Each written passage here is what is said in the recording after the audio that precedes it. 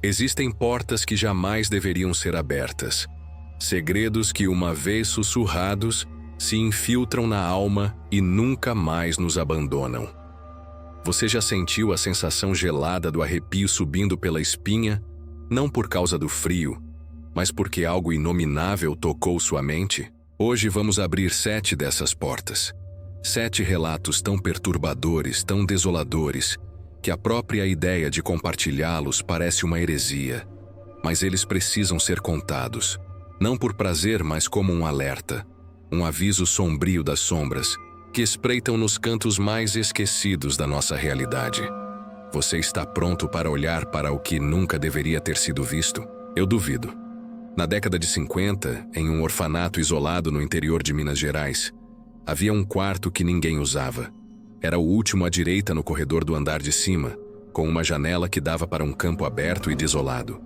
As freiras diziam que era por falta de crianças, mas os mais velhos do orfanato, aqueles que cresceram ali, sabiam a verdade. Contavam que, décadas antes, uma menina chamada Clara, de não mais que 6 anos, foi encontrada morta naquele quarto. Não havia sinais de violência, nem doença. Apenas seus olhos abertos, fixos no teto, e um sorriso inquietante, quase perverso, nos lábios pálidos. A cama estava intocada, o quarto em ordem. Mas havia um detalhe. Na parede oposta à janela, onde não havia nada além de gesso liso, uma mensagem parecia ter sido arranhada com as unhas da própria Clara. Eram letras embaralhadas, como se escritas em pânico. Não. Estou sozinha. Por anos a mensagem foi apagada, repintada, mas inexplicavelmente ela sempre voltava. Fraca, quase invisível, mas lá, sussurrando sua existência. O quarto foi lacrado. Ninguém mais dormiu ali. Mas à noite, dizem que podiam-se ouvir pequenos arranhões vindo de trás da porta, como unhas infantis raspando no gesso, e às vezes um riso abafado. Um riso que não era de criança. Imagino que você já ouviu falar de casas mal assombradas. Mas essa é diferente. Não havia gritos nem portas batendo. Apenas o silêncio. Uma família se mudou para uma antiga mansão na colina, nos arredores de Curitiba, na década de 80. Era um lugar imponente, com torres e gárgulas que pareciam observar cada movimento. Nos primeiros dias, tudo era normal. Depois, as coisas começaram. Objetos que mudavam de lugar, janelas que se abriam sozinhas. Nada muito fora do comum para uma casa antiga. Mas então, a sinfonia começou. Uma sinfonia de silêncio. Um dia, a filha mais nova, de 8 anos, parou de falar. Completamente. Depois, o pai. Ele se sentava na sala de estar, olhando para o vazio, sem responder a nada. Em questão de semanas, todos na casa haviam sucumbido a esse silêncio. Os paramédicos os encontraram sentados à mesa de jantar, imóveis, com os olhos vidrados, como estátuas. Não havia sinais de drogas, nem de doença. Apenas o vazio. Quando um dos médicos tentou tocá-los, ele disse ter sentido um frio cortante, como se a própria vida tivesse sido drenada daquelas pessoas. Nunca houve uma explicação. A casa permanece lá, vazia, com suas janelas escuras. E dizem que, nas noites de lua cheia, se você se aproximar o suficiente, pode ouvir o som mais aterrorizante de todos, o som de absolutas vozes que não existem. Em 1937, em uma clínica psiquiátrica isolada na Inglaterra, conhecida como Clínica Dr. Moreau, um paciente chamado Arthur Greenbaum desapareceu. Ele era um homem jovem, mas perturbado, internado por ter afirmado que ouvia os pensamentos das árvores. Ninguém o levou a sério, claro, mas Arthur tinha um diário encontrado em seu quarto dias depois de seu sumiço. As páginas iniciais eram divagações comuns de um homem em sofrimento. Mas, conforme a leitura avançava, o conteúdo mudava. Ele começava a descrever criaturas disformes, seres feitos de ramos e folhas que se moviam pela floresta ao redor da clínica. No início, ele as descrevia como bonitas, sábias, Mas então o tom mudou drasticamente. As criaturas estavam espiando. Elas sabiam onde ele estava. A última entrada era a mais perturbadora. Eles não falam com palavras, falam com raízes.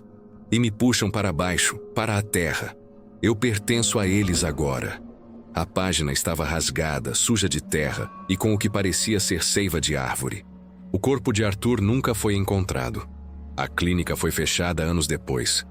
Mas a floresta ao redor, ela continua densa, escura. E às vezes, dizem que se você andar por lá à noite, pode ouvir um sussurro abafado vindo do chão, como se a própria terra estivesse respirando. Em 1998, um cargueiro, o Vagabond of the Seas, desapareceu misteriosamente no Oceano Pacífico. Nenhum sinal de SOS, nenhuma anomalia no radar. Simplesmente sumiu. 6 meses depois, uma estação de rádio amadora nas Filipinas captou uma transmissão codificada. Era o Vagabond of the Seas. A voz no rádio era do capitão, distorcida e cheia de estática.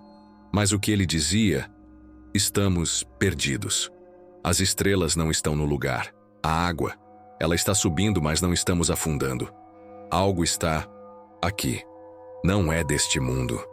A transmissão durou apenas alguns segundos e foi interrompida por um grito abafado e o som de algo raspando metal. A marinha tentou rastrear o sinal, mas ele desapareceu tão rápido quanto surgiu. Anos depois, um pescador em uma remota ilha do Pacífico encontrou uma garrafa à deriva. Dentro, havia um pergaminho úmido. Era uma carta do capitão do Vagabond. Ele descrevia uma névoa que subiu do oceano, transformando o céu em um breu onde as estrelas pareciam dançar fora de sincronia. E então as formas, silhuetas imensas flutuando na névoa, sem som, sem forma definida. Ele escreveu: "Não é um navio, é uma armadilha. Eles nos levaram para onde a realidade se dobra. Não há volta. Estamos no esquecimento." A garrafa foi datada uma semana após o desaparecimento do navio. O que aconteceu com o Vagabond of the Seas? O que são eles? Nunca saberemos. Mas o Pacífico é vasto e seus segredos são mais profundos do que podemos imaginar. Em uma pequena cidade no interior da Polônia, existia uma biblioteca tão antiga que seus livros pareciam sussurrar histórias através do tempo. Mas algo aconteceu. Em 1927, todos os livros de uma seção específica, a de História e Filosofia, simplesmente desapareceram. Não foram roubados nem queimados. Eles não estavam mais lá. As prateleiras estavam vazias, mas a poeira e as marcas de onde os livros deveriam estar eram perfeitamente visíveis. Era como se tivessem sido evaporados. E não parou por aí. Com o tempo, as pessoas da cidade começaram a perder memórias. Não eram memórias traumáticas ou recentes, mas pedaços da história coletiva. Ninguém se lembrava mais da fundação, da cidade, dos nomes dos antigos prefeitos, nem mesmo de eventos históricos importantes. O passado estava sendo apagado. Um historiador local, obcecado pelo mistério, encontrou um diário antigo de um bibliotecário que trabalhou na época do desaparecimento dos livros. A última entrada dizia: "Os volumes não se foram, eles foram absorvidos. O silêncio é a nova sabedoria, e logo não haverá mais nada para lembrar." A biblioteca foi fechada. Hoje, as pessoas da cidade vivem suas vidas sem um passado. Quando perguntados sobre a história de seu lar, eles apenas dão de ombros, sem saber. É como se a memória coletiva da cidade tivesse sido roubada, silenciosamente, página por página, até não restar absolutamente nada. E a biblioteca, com suas prateleiras vazias, permanece como um túmulo do que um dia foi conhecimento. Na década de 70, em uma mina de carvão abandonada na Virgínia Ocidental, um grupo de jovens exploradores decidiu se aventurar. Eles queriam encontrar vestígios de uma antiga lenda local, a Mulher da Mina, uma aparição que supostamente assombrava os túneis mais profundos. Armados com lanternas e a coragem da juventude, eles desceram. No início, era apenas a escuridão e o som de suas próprias respirações. Mas então, ouviram. Não era um gemido, nem um grito. Era um sussurro. Uma voz profunda, gutural, que parecia vir de todas as direções ao mesmo tempo. Não falava palavras, mas sons que se assemelhavam a uma língua alienígena, cheia de cliques e assobios. Um dos jovens gravava tudo com um gravador portátil. No meio do sussurro, um deles, o mais corajoso, gritou: "Quem está aí?" A resposta foi imediata. O sussurro aumentou em volume, e um som de algo pesado se arrastando na escuridão começou a se aproximar.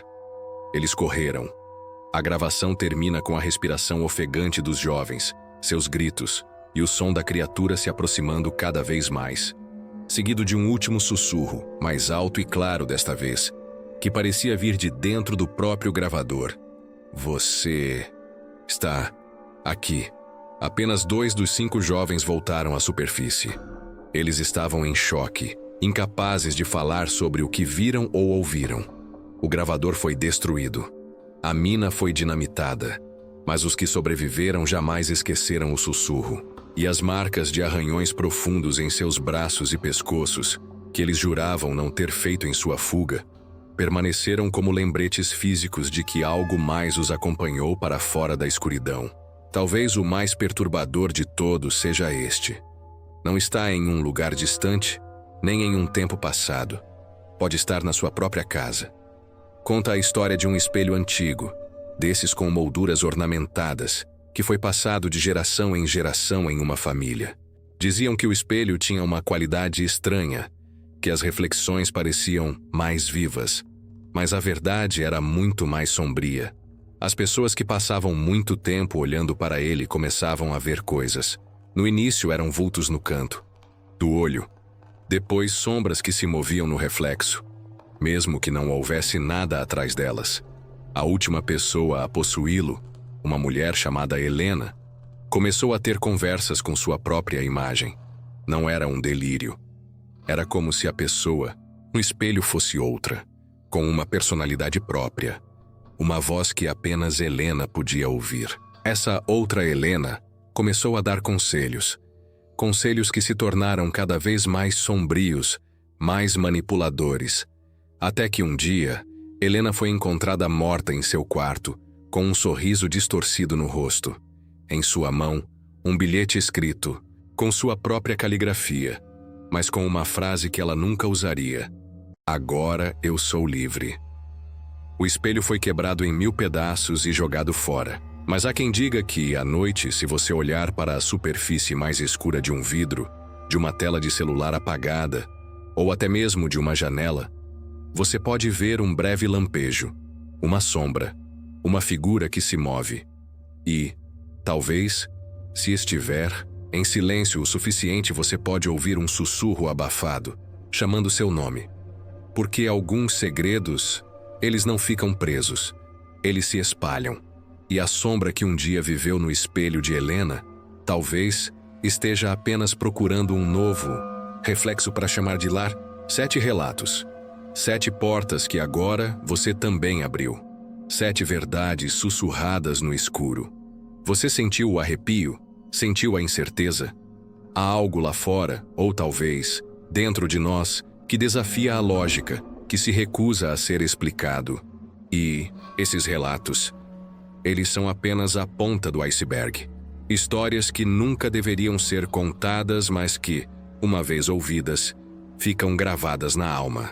Uma vez que você vê a escuridão, é impossível voltar a ver a luz da mesma forma. Você acredita que isso realmente aconteceu? Já viveu algo parecido com isso? Se isso te tocou, é porque esse vídeo precisava chegar até você. Se inscreva no canal, mas só se tiver coragem de mergulhar mais fundo nos segredos que a humanidade tenta em vão esconder.